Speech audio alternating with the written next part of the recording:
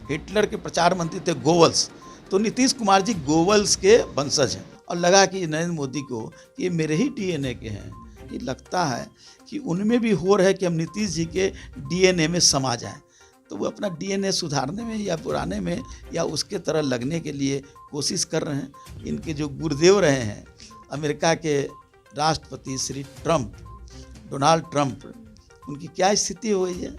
नमस्कार, DTW24 news देख रहे हैं आप। मेरा नाम निशा ओझा है। बिहार की राजनीति में जिस तरीके से भूकंप आया हुआ है, लॉ एंड ऑर्डर को लेकर के नीतीश कुमार से सवाल किया जा रहा है, और आज जिस तरीके से नीतीश कुमार मीडिया वालों पर आग बबूले हो गए, तो इस पर बात करने के लिए हमारे साथ आरजेडी के नेता श्याम रजक जी हैं। इनसे बात करेंगे कि आखिर क्यों लॉ एंड ऑर्डर पर सवाल पूछने पर नीतीश कुमार बौखला जाते हैं, और साथ ही हम के अध्यक्ष जीतन राम मांझी ने भी श्याम रजक को लेकर के एक बड़ा बयान दिया है, उस पर भी बात करेंगे। सर, सबसे पहले मैं आपसे ये जानना चाहूँगी कि लॉ एंड ऑर्डर को लेकर के सवाल पूछने पर इतना क्यों आग बबूला हो गया आज नीतीश कुमार? तो उनकी व्यवहार, उनका स्वभाव रहा है, वो गलत सुनने के आदी नहीं है, अपने खिलाफ सुनने के आदी नहीं है, वो अपनी प्रशंसा में इतने व्यस्त रहते हैं। एक राजा था जो चलता था प्रतिदिन कपड़ा बदल करके, अब प्रतिदिन कपड़ा का डिजाइन कैसे बदला जाएगा, लेकिन उसके जो चाटुकार थे वो ले आए और वो सही नाप कर करके और कहा कि बहुत अच्छा बन रहा है। चाटुकारों ने कहा कि बहुत अच्छा बन रहा है, बहुत अच्छा है, और वो सही चल रहे।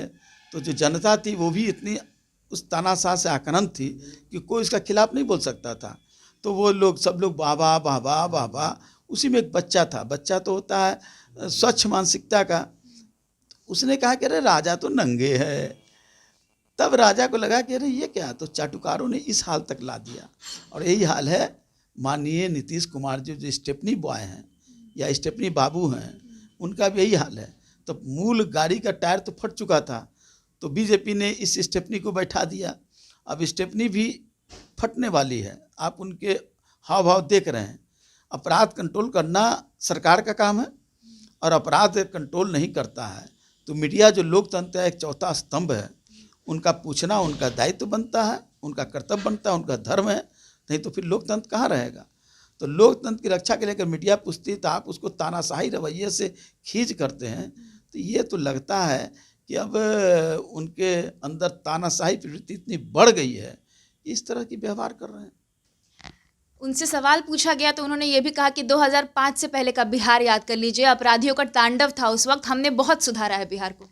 सुधारा है तो जनता को खुश हो जाना चाहिए। और 2005 के पहले की बात वो कर रहे हैं, कब तक चलाइएगा? 15 साल से ज़्यादा आप चला लिए, कब तक लालू राबड़ी का आप करते रहेंगे? ऊपर नरेंद्र मोदी जो हैं, जो देश के प्रधानमंत्री हैं, वो नेहरू को गाली दे रहे हैं। आप यहाँ हैं जो लालू राबड़ी जी को गाली दे रहे हैं। तो आपका तो ये संस्कार है, ये संस्कार है कि अपने जो पहले वाले लोग, ऐसा तो नहीं है कि लालू जी राबड़ी जी ने कुछ अच्छा नहीं किया होगा, नहीं किया होगा तो कैसे 15 साल रहे, और उसका हुआ फल, उनको सत्ता से हटाया गया। हम लोग फिर स्थिति को सुधारें या बना रहे हैं, लेकिन आपको 15 साल से ज़्यादा समय मिला है। आप क्या कर रहे हैं? सिर्फ लालू राबड़ी, नरेंद्र मोदी सिर्फ नेहरू जी, गांधी परिवार। तो ये आप लोगों के डिक्शनरी में है, आपके आरएसएस के किताब में जो लिखा हुआ है। आप गोवल्स के वंशज हैं। हिटलर के प्रचार मंत्री थे गोवल्स, तो नीतीश कुमार जी गोवल्स के वंशज हैं। इनका डीएनए भी है, जिसको नरेंद्र मोदी जी ने डीएनए पर सवाल उठाया था। तो अब लगता है कि जो नाखून और बाल जो भेजे थे नीतीश कुमार जी ने नरेंद्र मोदी जी के यहाँ, उसका उन्होंने प्रशिक्षण कर लिया और लगा कि नरेंद्र मोदी को कि ये मेरे ही डीएनए के हैं। तो उसी डीएनए का ये है। जीतन राम मांझी ने आपको लेकर के एक बड़ा बयान दिया है, कहा है कि खरवास के बाद जो सरकार बना रहे थे अब वो कहाँ है, और श्याम रजक जी वो हैं आरजेडी में या नहीं है? आप तो देख रहे हैं कि किस जगह बैठा हूँ। जीतन बाबू हमारे आदरणीय हैं, मैं उनको वरिष्ठ मानता हूँ। हमारे साथ सरकार में भी रहे हैं, हम उनके भी सरकार में रहे हैं, हम उनका आदर करते हैं। लेकिन वो इतने बीमार हैं कि बोलने की स्थिति में नहीं है। गया में वो विश्राम कर रहे हैं, और मैंने मेरे फुटेज देख लीजिए, मैंने कभी नहीं कहा था कि सरकार बनाएंगे। हमने कहा था 17 लोग मेरे संपर्क में हैं, 28 आएंगे तब हम विचार करेंगे। हमने ये नहीं कहा था, खरमास का तो नाम भी नहीं लिया था। अब वो अपने तरफ से लगता है कि जीतन बाबू भी आदरणीय, मैं नहीं ये बात कह सकता हूँ, लेकिन चूंकि उन्होंने छेड़ा है तो मैं उसी बात को कहना चाहता हूँ कि लगता है कि उनमें भी होड़ है कि हम नीतीश जी के डीएनए में समा जाएं, तो वो अपना डीएनए सुधारने में या बुराने में या उसके तरह लगने के लिए कोशिश कर रहे हैं। उनको मुबारक हो कि वो नरेंद्र मोदी और नीतीश जी का जो डीएनए है, जो गोवल्स का डीएनए था, हिटलर के जो प्रचार मंत्री थे, उसी डीएनए का अपना भी बनाने के लिए होड़ लगे हुए हैं। ऐसे लोगों को मुबारकबाद। आखिरी सवाल मेरा आपसे यही रहेगा कि तेजस्वी यादव जो विपक्ष के नेता हैं, आए दिन सवाल पूछते हैं नीतीश कुमार से। आज भी उन्होंने 2 ट्वीट करके घेरा है उनको।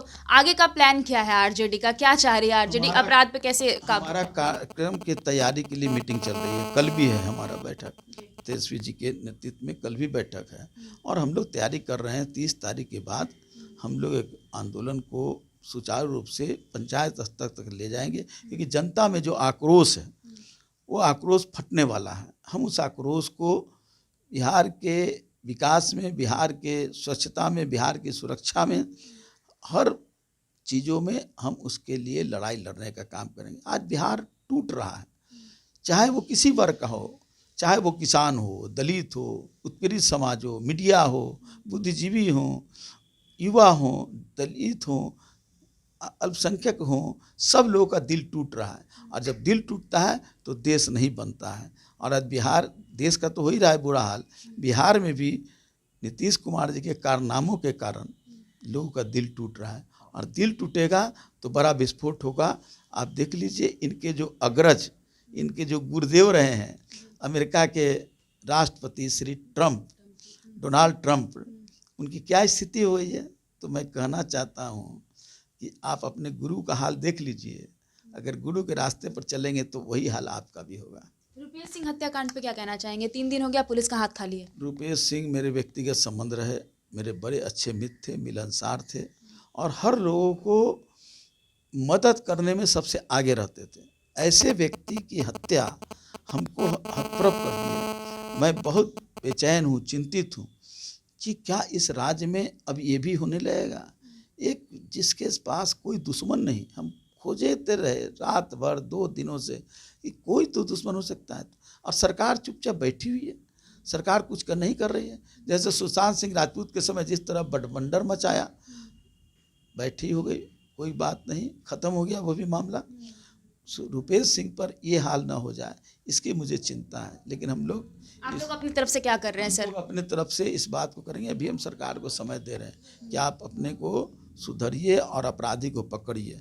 नहीं पकड़ेंगे, एक सीमा तय हो जाएगा, उसके बाद हम लोग उस पर पुरजोर आंदोलन करेंगे, क्योंकि हम कुछ कर नहीं सकते। हम आंदोलन के अलावा, विचारों के अलावा कुछ कर नहीं सकते। विपक्ष की अपनी भूमिका है, तो वो होगा, निश्चित होगा। रुपेश सिंह जैसे लोगों की हत्या इस राज्य के लिए एक बड़ा ही शर्मनाक बात है।